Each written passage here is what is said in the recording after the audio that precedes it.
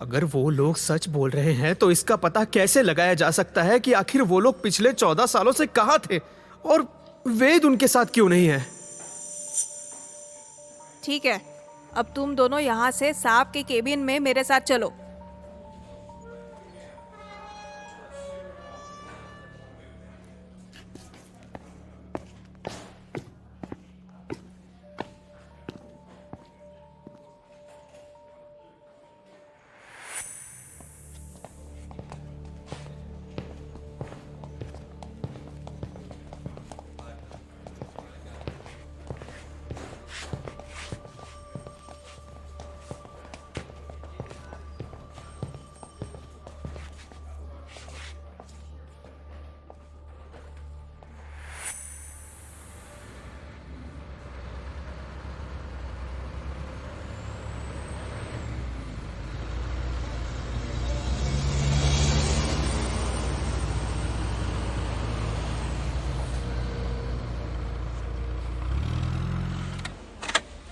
ये मीडिया वाले यहाँ क्या कर रहे हैं? कहीं इन्हें पता तो नहीं चल गया कि वो लोग वापस आ गए हैं?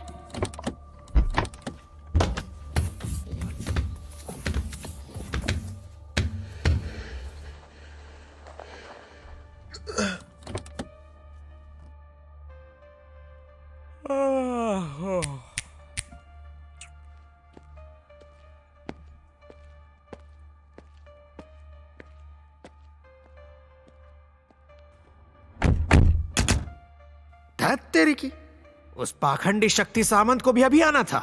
पता नहीं अभी यहां क्या तमाशा करेगा। तो सैंपल्स ले लिए इन लोगों के तुम लोगों ने? Yes sir. क्या सच में तुम लोगों को कुछ भी याद नहीं है? अगर ये तुम लोगों की शरारत है तो मैं तुम लोगों को कभी माफ नहीं करूंगी। मुझे मेरा वेद चाहिए बस। हम किसी वेद को नहीं जानते, हम तो एक दूसरे को भी नहीं जानते। बस आज पहली बार एक दूसरे को बोट में देखा तो ऐसा लगा कि शायद हम सब एक दूसरे को जानते होंगे।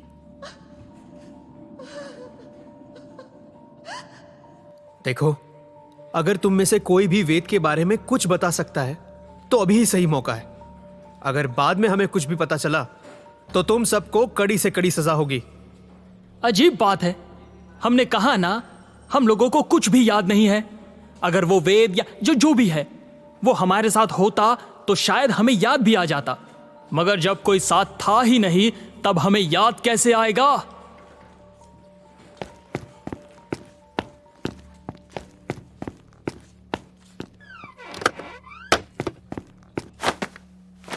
साहब वो बाहर। अभी कल ही की बात है, कब मैंने 14 साल पहले गायब हुए बच्चों की न्यूज रिपोर्ट की थी। सूत्रों के अनुसार जो बच्चे 14 साल पहले गायब हुए थे वो आज अचानक वापस आ गए हैं। जैसा कि आप देख सकते हैं, पुलिस वाले हमें अंदर जाने नहीं दे रहे हैं, इसलिए मैं अपनी टीम के साथ पुलिस स्टेशन के बाहर खड़ा हूं और यहाँ काफी भीड़ भी इकट्ठा हो गई है। हम सब और ये लोग बेसब्री से इंतजार कर रहे हैं उन बच्चों के बाहर आने का, उनसे मिलने का, उन्हें देखने का, उनसे सवाल करने का कि आखिर कहां और किस हाल में थे वो लोग पिछले 14 सालों से। क्या उनके साथ कोई दुर्घटना तो नहीं घटी? क्या वो शारीरिक और मानसिक रूप से स्वस्थ होंगे? आखिर उन्हें हिरासत में क्यों लिया गया? जनता जनार्दन जानना चाहती हैं कुछ सवालों के जवाब। चलिए जानते हैं लोगों से कि आखिर क्यों वो इस भीड़ का हिस्सा बने हुए हैं। तो क्या वजह है कि आप और आपके साथ इतने सारे लोग यहां आए हुए हैं? हमें जानना है। हमें जानना है। हमें जानना है। जी जी जी, एक एक करके बोलिए, एक एक करके बोलिए। हाँ जी, मैं तो बस देखने आई थी कि जो लोग गायब हुए थे क्या उन्हें सच में एलियंस का ग्रुप लेकर गया था?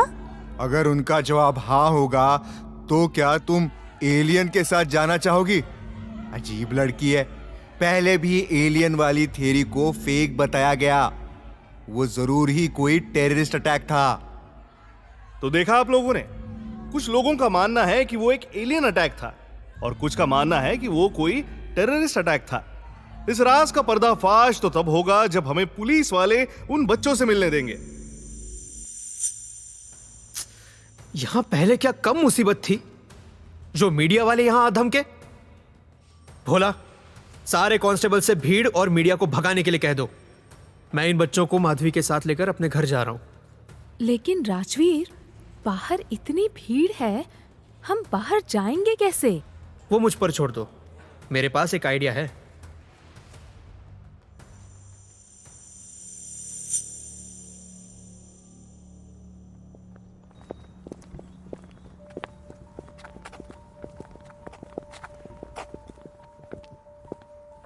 जल्दी उतरो, मगर संभल कर।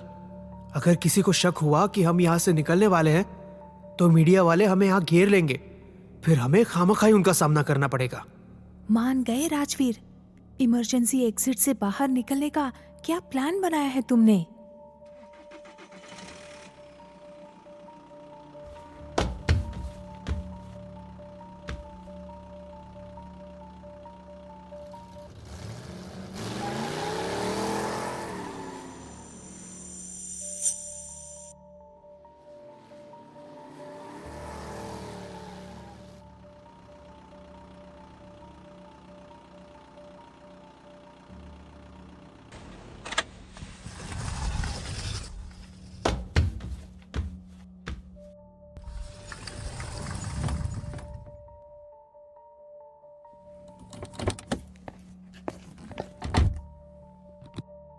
ये जगह जानी पहचानी सी क्यों लग रही है? ऐसा क्यों लग रहा है कि मैं पहले यहां आ चुका हूं? रोहन, वो माधवी, अभी किसी से कुछ मत कहना। तुम लोग अभी कुछ दिनों तक यहां मेरे और माधवी के साथ रहोगे। और हां, घर से बाहर निकलने की सोचना भी मत।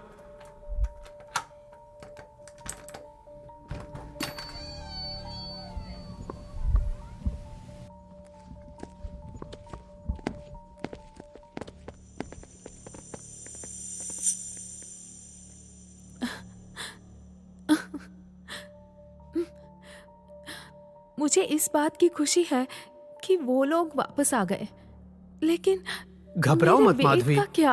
अगर वो लोग आ गए हैं तो वेद भी मिल जाएगा। हाँ, अंदर आ जाओ। क्या बात है, कुछ चाहिए था क्या? वो एक्चुअली हमें कुछ कपड़े चाहिए थे और कुछ सामान भी। तुम दोनों यहां माधवी के पास बैठकर बात करो, मैं रोहन और सिद्धार्थ को देखकर आता हूं। कहो ना, क्या चाहिए था तुम दोनों को? वो कुछ कपड़े, गारमेंट्स, मेकअप का सामान और टॉयलेटरीज और पैड्स भी। कितना बदकिस्मत हूं मैं, ना अपने बारे में कुछ याद था और ना ही खुद के बारे में कुछ जानता था। और जब यहां लौटा तो मेरे बाबा मेरी आंखों के ही सामने। रोने से क्या होगा यार? वो तो तुम्हें ही पता है कि वो आदमी शायद तुम्हारे पापा थे, मगर पुलिस वाले तो हम पर ही शक कर रहे हैं ना। देखो सिद्धार्थ, हिम्मत से काम लो। और रोहन, रही बात पुलिस की, तो जैसा कि मैंने कहा, हमारे पास तुम लोगों पर शक करने की बहुत सी वजहें हैं।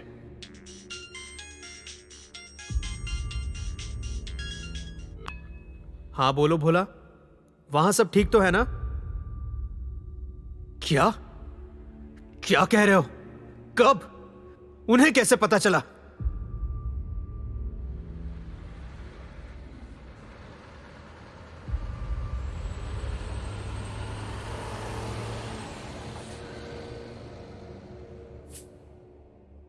शिट! आई कांट बिलीव कि ये शक्ति इतना नीचे गिर जाएगा। सब जानते हैं राजवीर कि वो आदमी टीआरपी के लिए कुछ भी कर सकता है।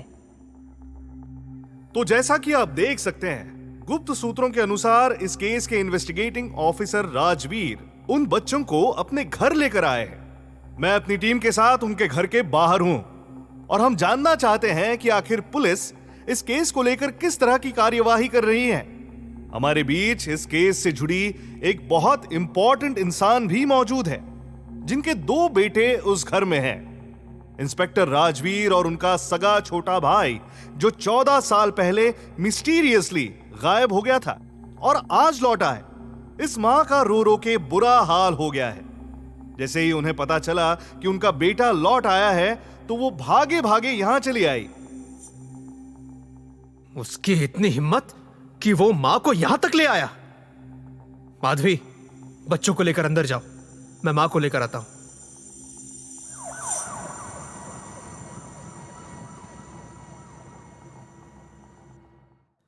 आज तो फोर्स को बुलाकर जैसे तैसे मीडिया वालों को भगा दिया, मगर हमें हर हाल में मीडिया वालों को बच्चों से दूर रखना है।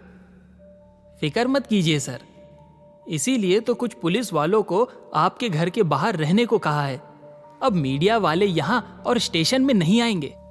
वो सब तो ठीक है भोला, लेकिन इस केस में आगे कैसे बढ़ा जाए? मुझे तो अभी भी यकीन नहीं हो रहा है कि वो लोग झूठ बोल रहे हैं या सच।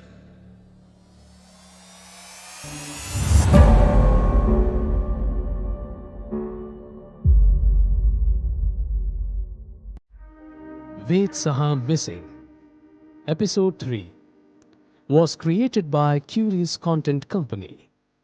For upcoming episodes, follow us and subscribe us. The show is written by Vivek Moharikar, dialogues by Shakib Salim, directed by Nahush Badke, and sound designed by Shubham Siddhavandana Sounds Best Studio. Voices by Zoe, Kanika, Ankita, Abhishek, Shan, Chaitanya, Nahush, Shantanu.